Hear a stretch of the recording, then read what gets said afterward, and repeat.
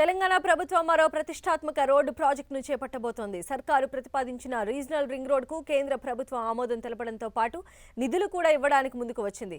దీంతో ప్రాజెక్టు అమల్లో కదలిక వచ్చింది. ఉమ్మడి మెదక్, నల్గొండ జిల్లాలను కలుపుతూ ప్రతిపాదించిన ఈ రీజనల్ రింగ్ రోడ్డుపై సంగారెడ్డి జిల్లా వాసులు హర్షం వ్యక్తం చేస్తున్నారు.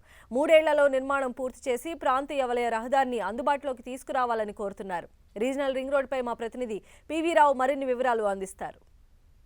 ఎట్టకేలకు రీజనల్ రింగ్ రోడ్డుకు మోక్షం కలిగింది. కేంద్రం ఓకే చేసింది. రాష్ట్రానికి చెందినటువంటి ఎవరైతే ఎంపీలు ఉన్నారో వారందరూ కూడా కేంద్రంతో ఒప్పించి రీజనల్ రింగ్ రోడ్డును తీసుకురాగలిగారు. మనం ఇప్పుడు చూస్తూ ఉన్నాం, కందిలో ఉన్నాము. కంది ఈ ప్రాంతం నుంచి మనకి తిరిగి మళ్ళీ కందికి చేరే విధంగా 338 కిలోమీటర్ల మేర 335 కిలోమీటర్ల మేర ఈ రహదారి నిర్మాణం అవుతుంది. మొత్తం మీద వాహనాల రద్దీ తగ్గే అవకాశం కూడా కనిపిస్తుంది. భూసేకరణకు అయ్యే వ్యయాన్ని మొత్తాన్ని కూడా కేంద్రం సగం భరిస్తే రాష్ట్ర ప్రభుత్వం సగం భరించే విధంగానే ఈ రోడ్డు నిర్మాణం జరగనుంది. 2 దశల్లో నిర్మాణం చేసుకునేందుకు దీనికి 11,000 కోట్ల రూపాయలతో ఈ రోడ్డు నిర్మాణం చేయబోతున్నారు.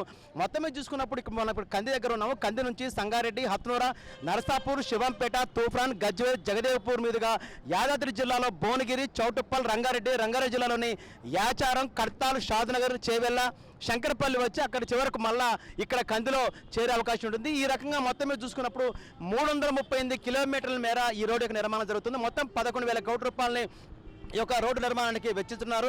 ఈ నిర్మాణం వల్ల ఆ సిటీ యొక్క రద్దీ తగ్గుతుంది. అదేవిధంగా హైదరాబాద్ నగరానికి దగ్గరలో ఉంటే జిల్లాలో అవుతున్న జిల్లాలో కూడా అభివృద్ధి అయ్యే అవకాశం ఉంది. మనతో పాటు ఇక్కడ కంది ఏదైతే గ్రామం ఉంది, ఇక్కడ నుంచే ఈ యొక్క రీజనల్ రింగ్ రోడ్డు ప్రారంభమవుతుంది కాబట్టి కంది గ్రామంలో ఉన్నాము. కంది గ్రామస్తులు ఏమనుకుంటున్నారో తెలుసుకునే ప్రయత్నం చేద్దాం. చెప్పండి చందు గారు, మొత్తం మీద రీజనల్ రింగ్ రోడ్డుకి కేంద్రం గ్రీన్ సిగ్నల్ ఇచ్చింది. త్వరలోనే దీని యొక్క ల్యాండ్ అక్విజిషన్ కూడా భూసేకరణ కూడా జరగబోతుంది. ఎలా భావిస్తుంది? ఇది ఎలా ఉంటుంది? ఈరోజు మన కంది కల్పుతూ outer ring road, RRR regional ring రోడ్ను ఏర్పాటు చేయడం చాలా సంతోషము. ఈ రోడ్ నిర్మాణం అనేది ఎప్పుడో ఇంతకుముందు నుంచే దాదాపు 4 సంవత్సరాల నుంచి చెప్తూ వచ్చారు. కేంద్రం కూడా ఇంతకుముందే కేంద్ర ప్రభుత్వం కూడా మన దగ్గరికి వచ్చినప్పుడు మన రాష్ట్రానికి వాళ్ళు కూడా హామీ ఇచ్చారు. కానీ ఇన్ని రోజులు ఫాస్ట్గా మూమెంట్ కాలేదు.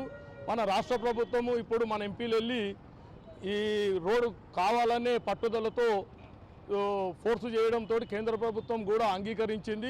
అంటే రీజనల్ రింగ్ రోడ్ నిర్మాణం వల్ల హైదరాబాద్ సాఫ్ట్వేర్ ఇంజనీర్లు కావచ్చు, ఉద్యోగస్తులు కావచ్చు, హైదరాబాద్ నగరం ఆనుకున్నటువంటి సంగారెడ్డి ప్రాంత ప్రజలందరూ కూడా ఉపయోగపడుతుంది. అదేవిధంగా నగర ప్రాంతాలు కూడా శివారు ప్రాంతాలకు ఇక్కడికి వచ్చే అవకాశం కూడా నగరంలో రద్దీ కూడా తగ్గే అవకాశం చెప్తున్నాం. మనతో పాటు మరికొంతమంది చెప్పండి, ఈ రీజనల్ రింగ్ రోడ్ ఎప్పటి నుంచో అనుకుంటున్నాం కదా, ఇప్పుడు ఇన్ని రోజులకు మోక్షం కలిగింది, ఎలా చూస్తారు మీరు?